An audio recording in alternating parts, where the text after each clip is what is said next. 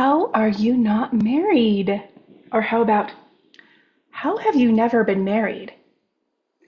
Although the person saying this is intending to offer a compliment, for people who actually long and desire for marriage and a family, it can actually kind of be a slap in the face. This is what I heard for years, over and over, until I was about 30. Up until 30, it was, how are you not married? And then after 30, it was, how have you never been married? As if marriage before 30 is the norm and should be done. So, for those of us who have longed for anything, in particular for this message, marriage and family, this is for you. The first thing I can say is it reminds me of the 1990s Garth Brooks song, Unanswered Prayers. Some of God's greatest gifts are unanswered prayers. So let me give you an example of this. I had gone to church by myself, alone, without my family, for over 25 years. Okay? And so I was firm in my faith. At least I felt that I was firm in my faith. And the religious teachings taught us the importance of marriage and family. Now, even without the religious beliefs, I still really, really valued family. And I still wanted to have my own family. However, around 38, I decided to take a step back and start taking a look at why I believed the things I believed about everything, including my religion. And one of the things I asked myself was about marriage and family.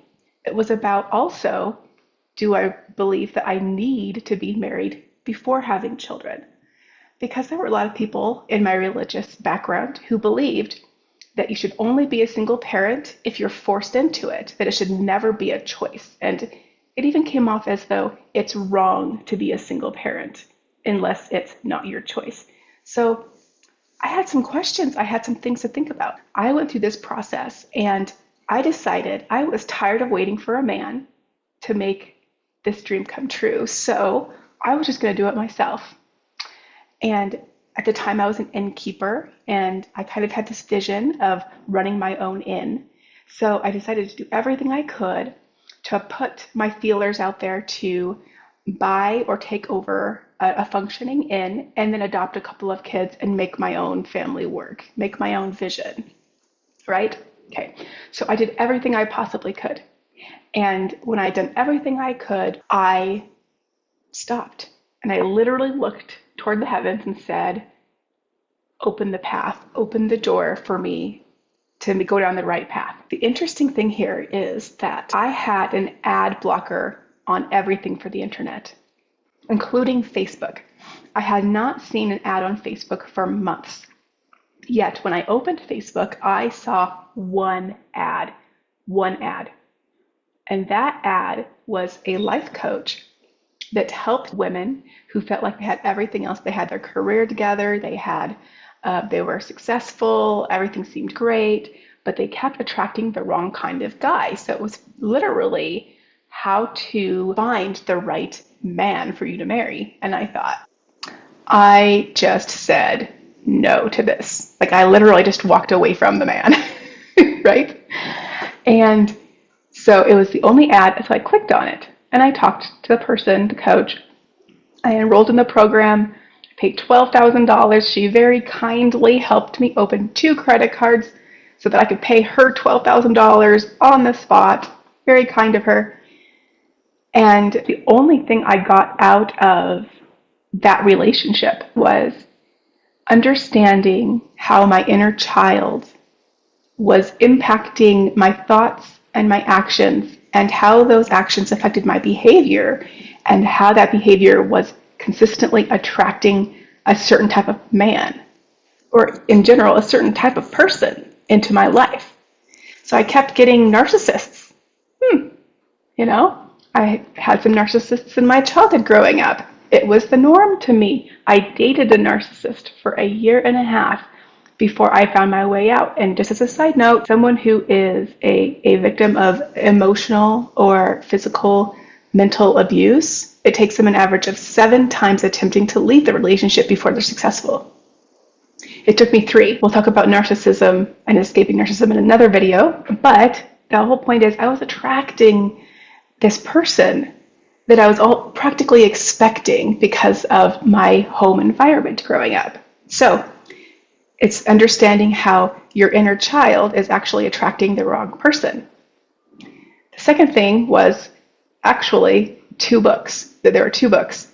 One of them was called Healing the Child Within. And the third one was a book by Joe Dispenza. The only thing I got from this $12,000 was these two books, awareness of the two books, because I had to buy them still, and the concept of it's your inner child that's getting in the way, that's controlling the narrative, that's controlling your actions and controlling who you attract. Okay?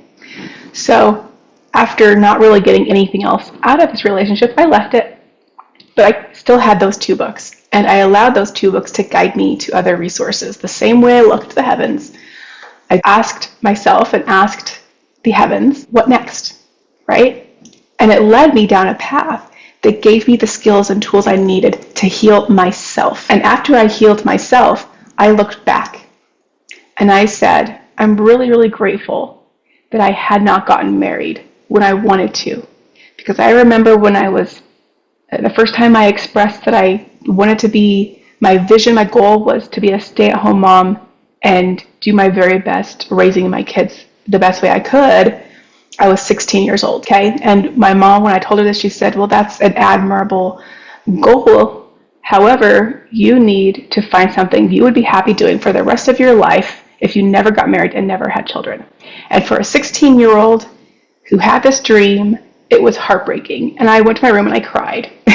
And there were many other nights in the future where I cried because I longed for this relationship and for this vision. And when 20 came, I was like, oh man, I'm so grateful I'm not married yet, because in my religion it was normal to get married for women between 18 and 21. If you're not married by 21, ooh, there must be something wrong with you, right? So 20, I thought, oh, I'm glad that I'm not married yet. I've learned so much. But then I said, oh, but God, I'm ready now. I'm ready now. I've learned so much. I'm ready for my knight in shining armor, for my children. So bring him to me, right? Well, 25 comes around and I say, I am so glad that I'm not married yet, that I don't have kids yet, because I've learned so much. But God, now I'm ready. Right? And this happened when I was about 30 and about 35, and 35 was right before I met the narcissist. And the narcissist seemed on paper to be like the perfect checklist. Okay? I also didn't mention that before the narcissist, about 5 years before the narcissist, I met someone that I felt like there's a really good connection. And I felt like, I think this is him. And my intuition told me to wait, so I kind of waited. And, but things didn't work out, and he ended up marrying someone else. And I was shocked. I literally was shocked, because I felt like I was destined to marry this person. And it didn't happen. And so it took me a long time with cognitive dissonance to get over that and to start seeing what my other options were. If you're not the person that they're going to choose, why would I want to choose someone that doesn't want to choose me? Okay? So walk away. You want the right person. Because obviously it wasn't the right time. He was very religious. I was very religious at the time. We seemed to have a really good mesh when it came to that faith part of things. Yet, looking back on it now, I'm so grateful that that did not work out.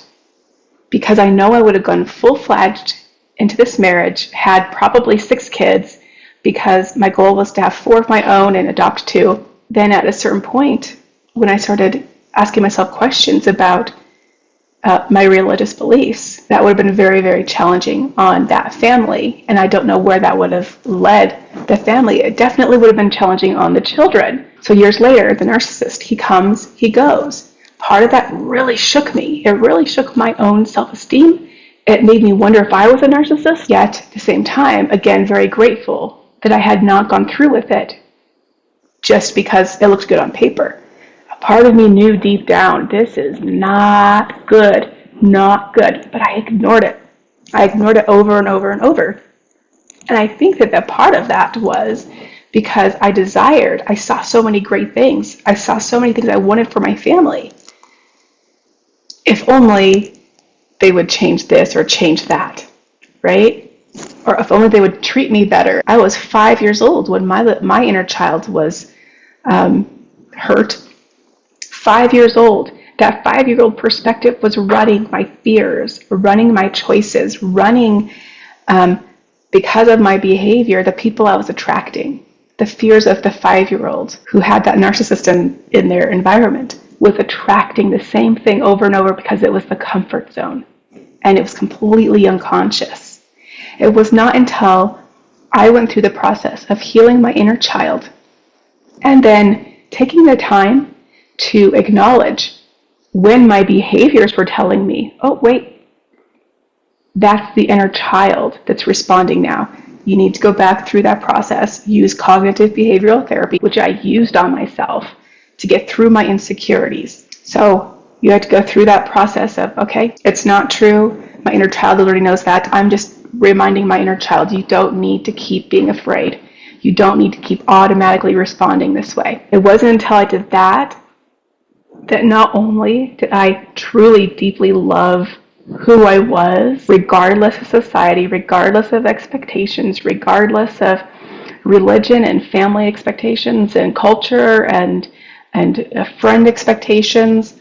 It wasn't until I was willing to let go of all of that and see who I was without all of it and accept and love who I was out of all of it that I was healed and able to be receptive to someone loving me who was also healed, who was also coming from a genuine place of being able to love others wholeheartedly because they were attracted to someone else who loves people wholeheartedly. So when they say become the person that you want to marry, it's pretty literal.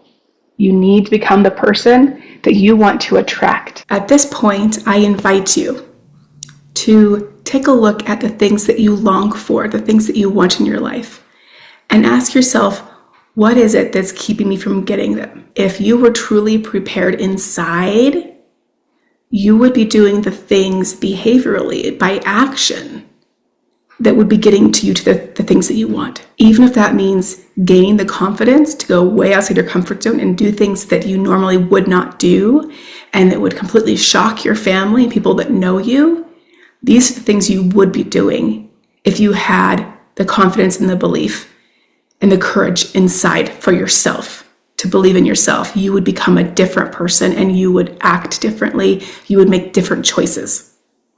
It literally is about changing who you are on the inside so it reflects on what you do on the outside. So I invite you to explore the possibility that there is a limiting belief attached to a child that has learned at some point that you can't, that you're not good enough for some reason. And I encourage you to reach out and schedule a one-on-one coaching session if you're struggling to find that particular belief system or that particular struggling child within you. And I will literally help you as an individual find that, overcome it, and help you reach your goals. You are loved, you are valuable, and I look forward to seeing all the wonderful things you do on your journey as you grow and progress and heal your inner child. I love you, and I'll see you next time.